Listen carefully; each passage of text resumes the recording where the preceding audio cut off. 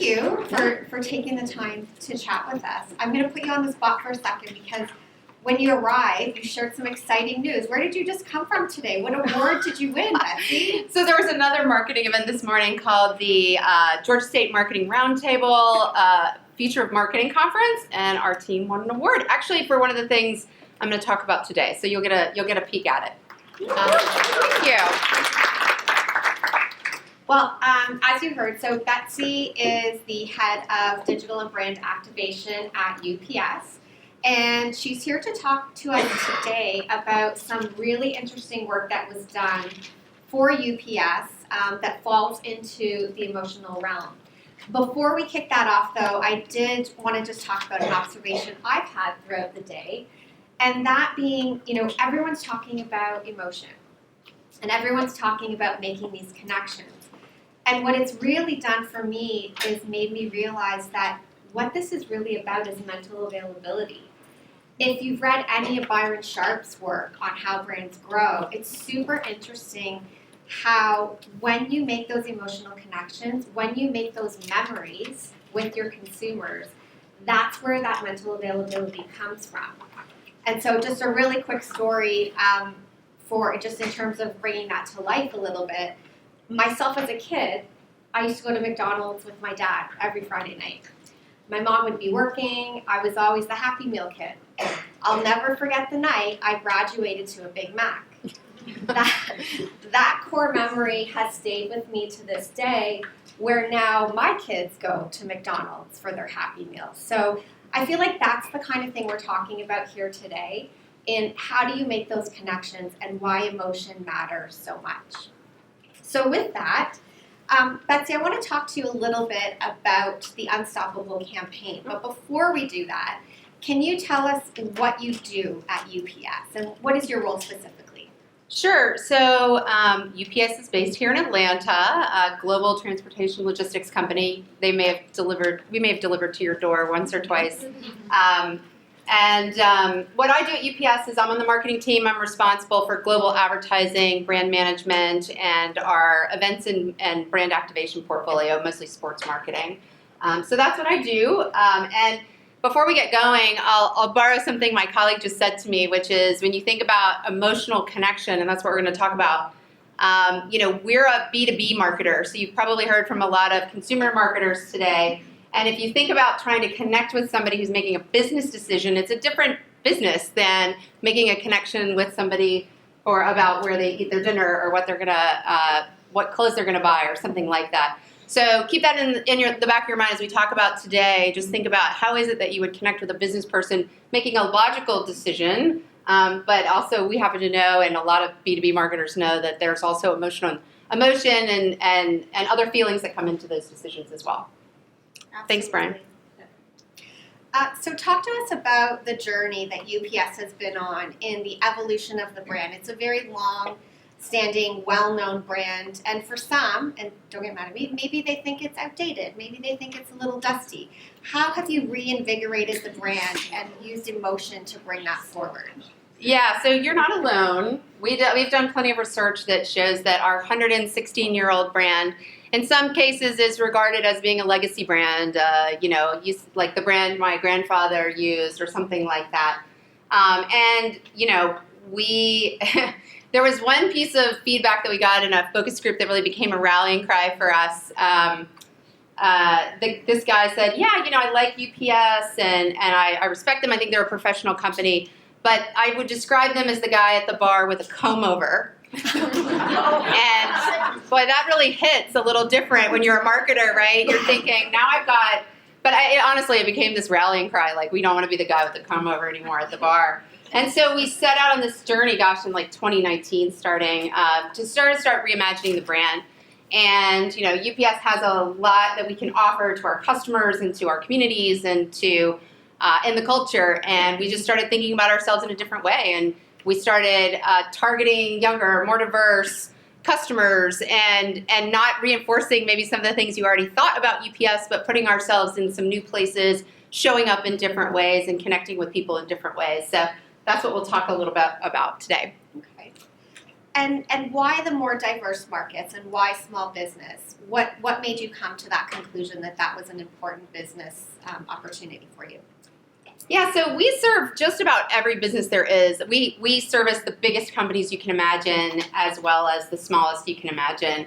And the real profit battleground for our industry, where there's opportunity to grow and drive more profitable revenue, is amongst smaller and medium-sized businesses.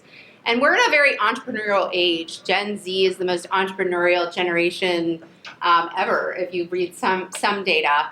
And so there's a lot of opportunity and a lot of options and opportunity to go get that business. And as people start their Instagram side hustles, or they start a business while they're still in college or something like that, we want to be relevant to those people and get their loyalty in their business over time. And why diverse? Well, that's just demographics in our country. People of color are starting businesses at a rate remarkably faster than others. And, it's a business decision to target diverse, younger entrepreneurs, because that's where the business is. That's where the business opportunity is. Absolutely.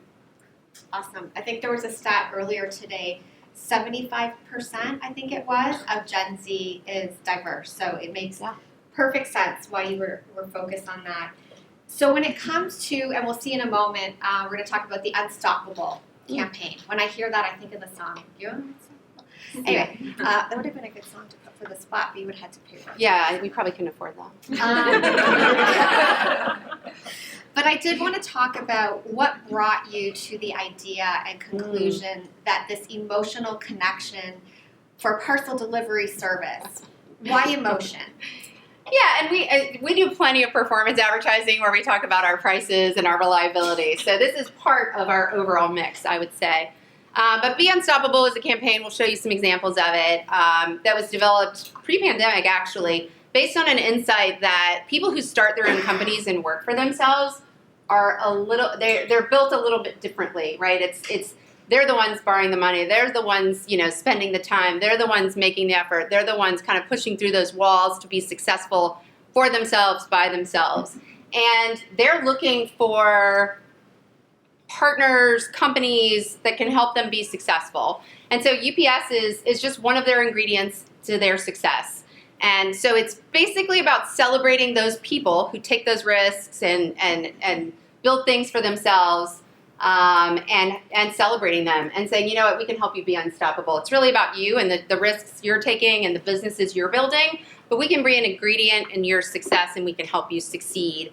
And it's really celebrating that small business person. A lot of our work is it puts that small business person kind of like as a hero. It shows them in this sort of heroic light, taking on the world and starting something that's really important to them. And might change the world. So that's really where Be Unstoppable came from. It came from this insight that, don't tell me just about, see me, see who I am, see what I'm going through, understand what I'm doing and what I'm trying to accomplish, and help me get there. And we've actually gone back into the market and retested that insight to see, post-pandemic, is that even still true? And it is. And I think people are even more maybe entrepreneurial now, starting businesses, starting side businesses, trying to create things for themselves even more maybe than before the pandemic. So we're continuing the campaign, and you'll see a couple of different ways that we've executed it to try to connect to people through opportunity. That's what we're going to talk about. Awesome. Definitely a sense of empowerment too, and feeling empowered to be unstoppable and be successful. Talk a little bit, Betsy, about some of the other examples that you've used within the Be Unstoppable campaign. Yeah, so that's like our standard sizzle reel. So there was a lot in there, but we'll highlight a couple of examples. I talked earlier about connecting with SMBs, business people, and trying to connect with them emotionally. And one of the most powerful things that we've found, and this is a little bit by trial and error, we've tried a few things, and this has been really successful, is to give them opportunity or to give them exposure or to shine a light on what they're doing. And in some cases, we've given them grants. Here's $30,000 to take your business to the next level. And it's amazing what sort of a small gesture or just the ability to get exposure through, marketing power that we have, way more than they have, right? It's super impactful, and you see the impact that you can really have. And so we've really leaned into this idea of creating connection and emotion through opportunity, through giving small businesses the opportunities to be seen and heard and to have their stories told. And we'll show you guys a couple of examples, but one, so you probably saw in there, we have a bunch of sponsorships like Coca or Dallas Cowboys or Liverpool Football Club. And that's great, and we use those assets where we can. But one partnership that we've had for a little while is with New York Fashion Week. So IMG sells it. You get exposure at the event. You can have customers there or whatever. But in September of last year, we changed up our activation plan to really focus on giving opportunity. And so we worked with IMG to identify 3 designers, and there were 175 applications. 3 were selected. You had to be an alumni of an HBCU, and you had to have an active brand that was producing clothing, fashion, high fashion. So these three brands, it was 4 people, one brand was 2 women. These 3 brands, basically we gave them $50,000 to build out, it feels a little bit like Project Runway, but we gave them $50,000 to build out their collection, and then we had a show at New York Fashion Week. On the schedule at New York Fashion Week, we had influencers and celebrities and all these people there.